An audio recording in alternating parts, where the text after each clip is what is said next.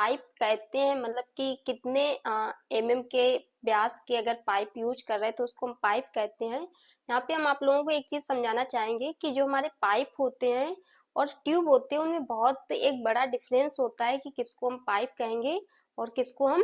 Tube कहेंगे। तो पहले इसको हम देखते हैं, फिर बताते हैं कि पाइप और ट्यूब में क्या अंतर होता है। तो यहाँ पे 4 ऑप्शन दिए गए हैं कि 12 एमएम से अधिक व्यास के पाइप को हम पाइप कहते हैं, या 20 एमएम से कम व्यास के पाइप को पाइप कहते हैं, या 12 एमएम से कम व्यास के पाइप को पाइप कहते हैं, 5 एमएम से कम व्यास के पाइप को पाइप कहते हैं। तो जो हमारा पाइप होता है उसका ये सही आंसर होगा इसका यहाँ पे कि 12 एमएम से अधिक व्यास के पाइप को, या 12 एमएम से किसी भी पाइप का, या कोई भी हमारे पास ट्यूब है तो अगर उसका साइज 12 एमएम है तो उसको हम ट्यूब ना कह करके पाइप कहेंगे, क्योंकि उससे ऊपर जो भी साइज आएगा वो हमारा पाइप में ही आएगा। तो यहाँ पे ये दिया गया है कि 12 एमएम से अधिक के व्यास को हम